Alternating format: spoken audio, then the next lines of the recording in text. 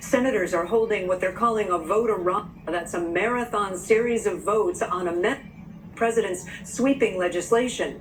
The bill would extend nearly $4 trillion in tax cuts. It would also cut more than $1 trillion in Medicaid and federal nutrition program funding, generating bipartisan pushback, fueling other opposition. The nonpartisan Congressional Budget Office estimates the bill would add more than $3 trillion to the nation's debt over 10 years.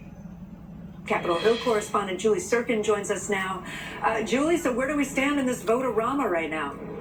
Well, we just passed hour 6 of the vote-a-rama, and just to pull back the curtain a little bit for our viewers, this isn't typical, right? But when it comes to this budget bill, a process in which the party in charge can pass it with just 51 votes, a simple majority, instead of that 60-vote threshold we always talk about. Well, the catch is any senator can offer up an amendment, so that is what they're doing right now on the floor. The interesting thing about this vote-a-rama in particular is it could actually change and impact the bill.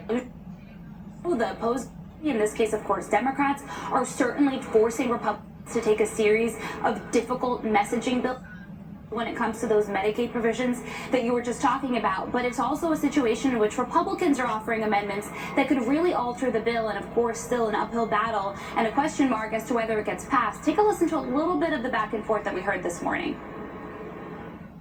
We're going to pass it, and it's going to be, like I said, a beautiful day for the big, beautiful bill. Well, it's a big bill. The person. For everybody else, this is a big, ugly betrayal. America's really decided on what they think that. I've seen the polling, and they think it's unpopular. It's the best product that you can produce with the votes you can get. You heard it there, the best product that you could produce with the votes you can get. There are very slim majorities for Republicans in the House and Senate. At this point, the president said, put your pens down and just pass this thing. He wants it on his desk by July 4th. And Julie, we've mentioned Republican the legislation. Over the weekend, we saw Senator Tom Tillis of North Carolina rail against the bill, and then he announced he's retiring, he's not running again. What more do we know about his decision? Yeah, that was a whirlwind, Kate. We knew that Tillis wasn't happy with some of the decision-making the administration was doing over the last couple of months. He ultimately did vote and make some tough decisions, including on confirming some folks in Trump's cabinet that he personally didn't like. In this case, Medicaid was an issue he could not let go of. Colleagues behind doors to oppose these provisions, illustrating how deep these cuts would have.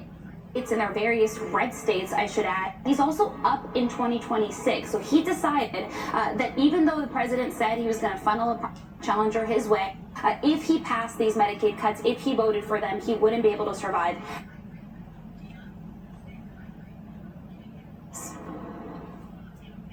Republicans are about to make a mistake on health care and betraying a promise.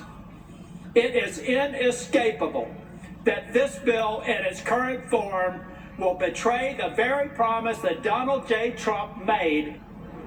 And of course, that promise was to not cut Medicaid, but this bill will lead to millions of Americans being uninsured, those who rely on Medicaid. I was in Missouri. I talked to patients and rural healthcare providers, especially, who are going to be hit hard by this. So certainly it's an issue, and one that Republicans are still watching very closely as they decide whether to support this bill in the end, Kate. All right, Julie Sirkin on Capitol Hill for us, watching it all. Julie, thank you.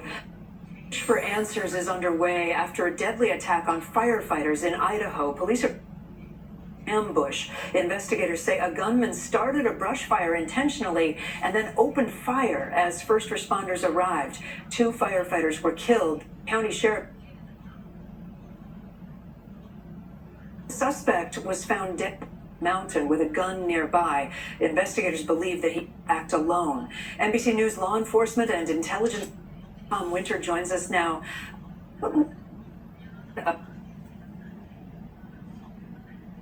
Sure, Kate. So our colleagues Andrew Blankstein and Kelly O'Donnell have learned, and they're reporting based on multiple officials familiar with the matter, is that Wes Rowley, age 20, has been identified by law enforcement as the alleged suspect, the individual who fired upon those fire.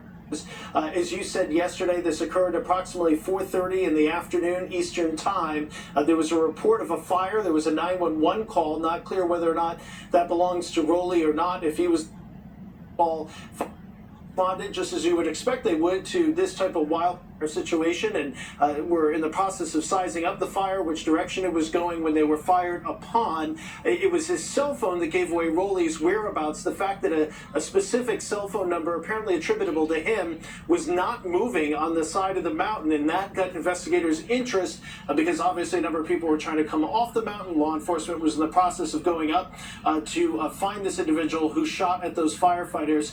That led a helicopter to finding him and out here so that they could get him out of there before the fire got close to that location. Apparently the fire is still going on this afternoon. They're still in the process of trying to get it contained and put it out. So this remains very much an ongoing investigation, also an ongoing firefight. And then on top of that, we're expecting a 5 p.m. Eastern time briefing on this particular investigation's parts this afternoon, Kate. Yeah, and at this hour, do we know much more about the 2 firefighters who were killed or the one injured? Sure. So, according to the latest briefing that we've received from law enforcement, the individual who is at the hospital, quite serious injuries, remains alive, is in the process of recovering. They're in the process of treating that individual. We do not have yet the identification of those 2 firefighters who were shot and deceased. Obviously, a very difficult moment for this community. Yeah. Tom Winter, thank you.